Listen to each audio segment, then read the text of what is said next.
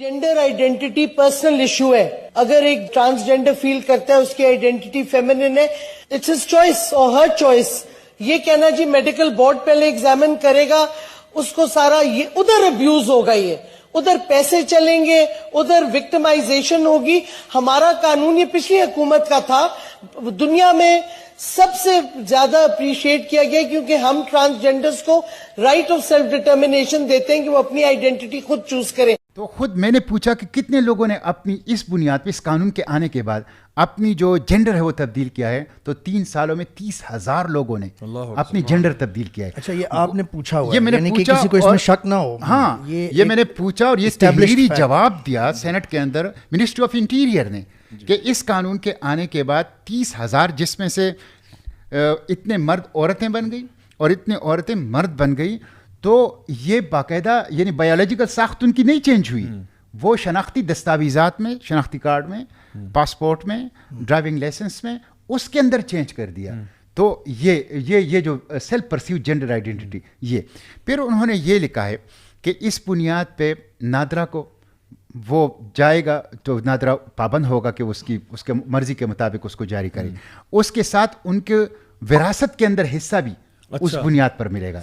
उसके साथ ये है कि वो अगर औरत अपने आप को रजिस्टर कर लें तो वो औरत के लिए मुख्तस मकामात जैसे पोलिंग स्टेशन हैं, जैसे वॉशरूम्स हैं, उसके अंदर उसको जाने की इजाज़त होगी. तो मैंने इसके ऊपर ये किया कि भाई ये तो आप लोग हमारे पूरे ख़ानदानी निज़ाम के लिए टाइम बम रखा हुआ है. ये तो ख़ानदानी निज़ाम को हमारा कोलैप्स कर लेगा. ये 2 डिफिनीशन जो आखिरी हैं इसको मैंने ओमिट की हैं. पहली को मैंने रहने दी है कि वो ठीक है, ये दूसरे को बाकी 2 नंबर 2 और नंबर 3 को मैंने उसको ओमिट किया है. तीसरा, मैंने सेल्फ परसीव्ड जेंडर आइडेंटिटी को चेंज किया है. मैंने कहा नहीं, मेडिकल बोर्ड, और मेडिकल बोर्ड में गायनोकोलॉजिस्ट होगा, साइकोलॉजिस्ट होगा, सर्जन होगा, प्रोफेसर होगा, मेडिकल ऑफिसर होगा, और वो जो हैं फैसला करेंगे कि भाई ये फीमेल हो या मेल हैं. उसकी बुनियाद पे नादरा जो हैं वो शनाख्ती दस्तावेज़ात जो हैं जारी करेगा. और तीसरा मैंने ये किया कि जेंडर डिस्पूरिया की बुनियाद पर जो सर्जरी है, सेक्स रीअसाइनमेंट सर्जरी है, उसको मैंने मना कर उसकी प्रोविजन को ख़त्म कर उसको प्रोहिबिट कर लिया है कि ये दुरुस्त नहीं है, ये इस्लाम के अंदर मना है. तो ये मैंने उसको वो किया है. अच्छा, उसके हज़रा ये जो 2 डिफिनीशंस हैं और ये जो सेल्फ परसीव्ड जेंडर आइडेंटिटी, उससे ये होगा कि बायोलॉजिकल साख्त में एक बंदा जो है वो मर्द होगा लेकिन वो शनाख्ती दस्तावेज़ात में अपने आप को औरत लिखेगा. तो इससे मर्द और मर्द की शादी हो जाएगी, औरत और औरत की शादी, एक तो उसके ऊपर जो हमारा ख़ानदानी निज़ाम है उसके ऊपर ज़द पड़ता है. नंबर 2, कानूनी विरासत. अगर एक औरत है और वो मर्द बन जाए तो उसके हिस्से 2 हो जाएंगे. इस्लाम के कानूनी विरासत के ऊपर इसका ज़द पड़ता है.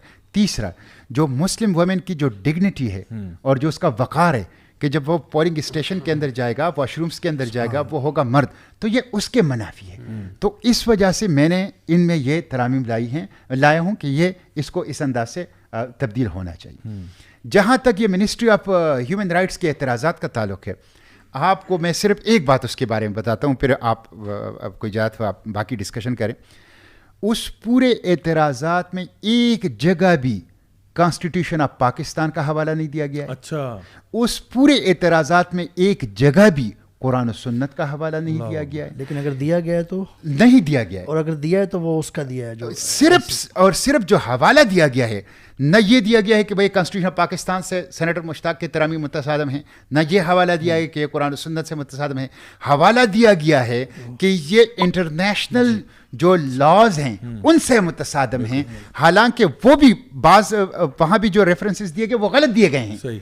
लेकिन मैं तो पाबंद हूँ अपने कॉन्स्टिट्यूशन का, और मैं तो पाबंद हूँ कुरान सुन्नत का. पाकिस्तान कॉन्स्टिट्यूशन के article 1, article 2, article 2A, article 31, article 35, article 37, article 38, article 42, article 227, article 228, ये तमाम आर्टिकल्स कैटेगोरिकली कह रहे हैं कि सुप्रीम लॉ कुरान सुन्नत है और कुरान सुन्नत से मुतसादम कोई कानून नहीं बन सकता.